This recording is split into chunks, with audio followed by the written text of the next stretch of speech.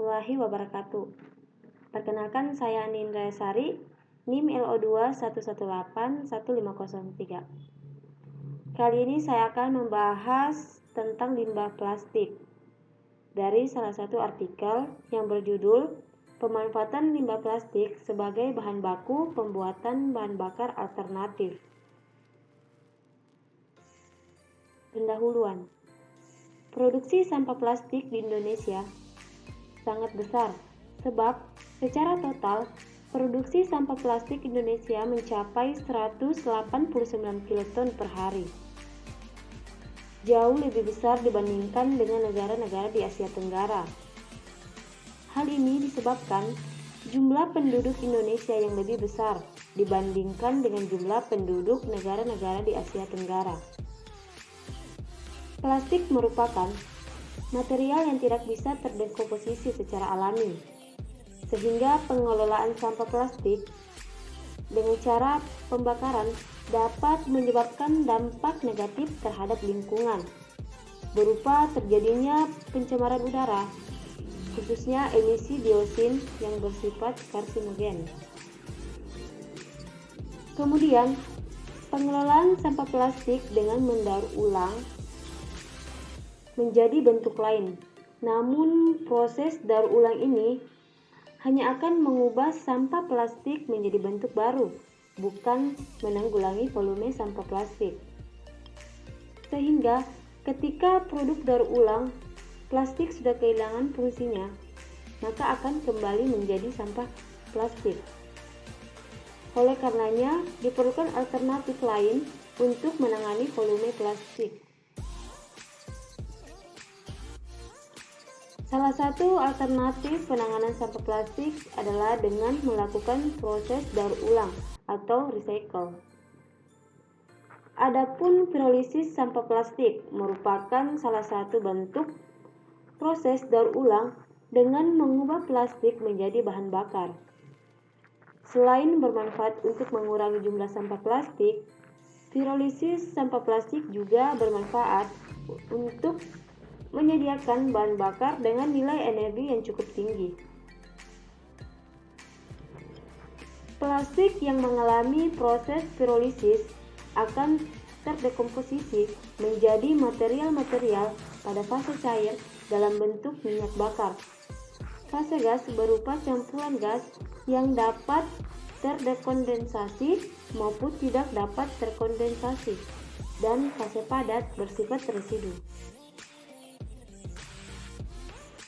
Tujuan penelitian untuk mengetahui dan membandingkan kemampuan minyak hasil pirolisis plastik dengan minyak tanah dan solar dalam hal massa jenis, lama pembakaran, temperatur air, dan volume air yang hilang saat dimasak menggunakan minyak tersebut.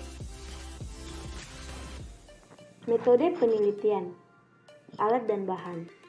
Pertama, material plastik yang digunakan sebagai bahan baku dalam penelitian ini adalah plastik dari jenis polipropilin, berupa gelas plastik yang digunakan sebagai kemasan air minum dalam kemasan.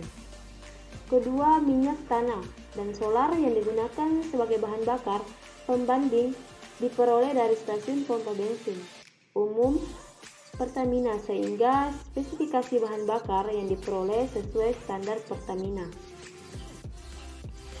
Ketiga, terdapat pipet. Keempat, air sebagai pendingin. Kelima, timbangan digital. 6, stopwatch. Ketujuh, gelas ukur. 8, termometer. 9, tungku pembakaran. Dan 10, cawan. Adapun rangkaian alat pirolisis plastik pada gambar ini.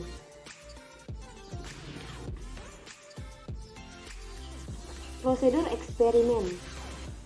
Gelas plastik dalam kondisi kering sebanyak 200 gram dimasukkan ke dalam alat pirolisis yang dilengkapi sistem pendingin dan penampung destilat. Gelas plastik pada fase padat selanjutnya diubah menjadi fase cair atau minyak. Adapun alasan pemilihan plastik jenis PP adalah Minyak bakar yang dihasilkan dari pirolisis PP memiliki kualitas yang lebih bagus, mempunyai susunan molekul hidrokarbon yang paling sederhana dibandingkan jenis plastik lainnya. Hasil dan pembahasan. Pada masa jenis, hasil perhitungan massa jenis minyak pirolisis plastik, minyak tanah dan minyak solar, di mana menunjukkan bahwa massa jenis minyak hasil pirolisis plastik jenis PP sebanyak 0,8 gram per mil, lebih rendah dari massa jenis minyak solar, namun lebih tinggi dari massa jenis minyak tanah. Suatu benda yang memiliki massa jenis yang semakin tinggi, maka semakin besar pula massa setiap volumenya. Hal ini mengindikasikan bahwa minyak solar masih memiliki banyak pengotor karena dihasilkan dari proses penyulingan bahan bakar mentah pertama sehingga kualitasnya masih berada di bawah minyak tanah dan minyak pirolisis. Kemudian lama pembakaran. Lama pembakaran digunakan untuk mengetahui waktu yang dibutuhkan minyak untuk membakar hasil suatu benda, di mana minyak solar menghasilkan waktu pembakaran yang paling lama dibandingkan minyak tanah dan minyak pirolisis, yaitu 5,59 menit.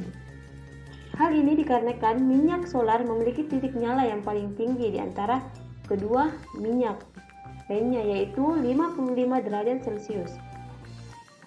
Titik nyala yang semakin rendah menyebabkan zat semakin mudah dibakar, sehingga sifat fisis ini sangat penting sebagai syarat suatu zat dikatakan sebagai bahan bakar. Temperatur air.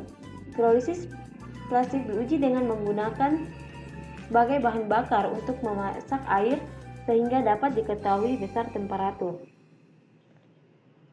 Terlihat adanya hubungan yang berbanding terbalik, di mana semakin lama pembakaran, maka temperatur air yang dihasilkan akan semakin rendah. Ketika cawan air yang dibakar menggunakan minyak tanah sudah panas, maka cawan air yang minyak solar membutuhkan waktu yang paling lama untuk terbakar karena memiliki titik nyala paling tinggi 55 derajat Celcius.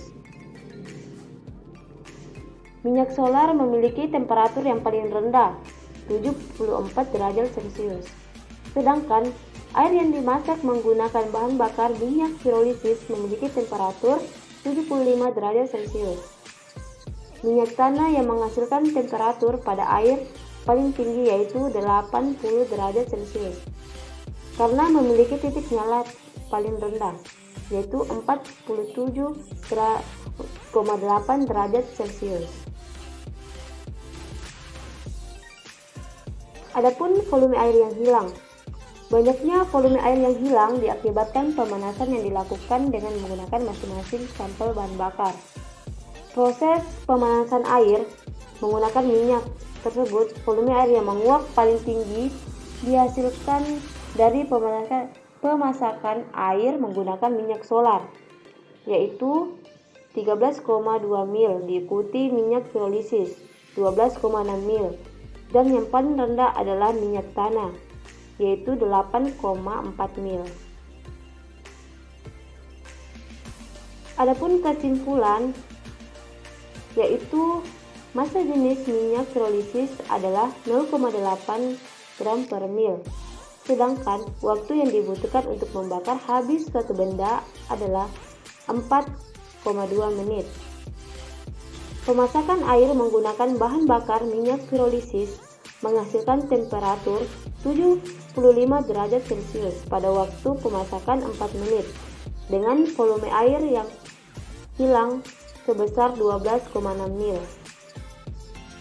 Jika dibandingkan dengan kualitas minyak tanah dan minyak solar, kualitas minyak pirolisis berada di bawah minyak tanah namun di atas solar berdasarkan indikator massa jenis, lama pembakaran, temperatur, dan volume air yang hilang saat dimasak menggunakan minyak tersebut. Sekian dan terima kasih. Wassalamualaikum warahmatullahi wabarakatuh.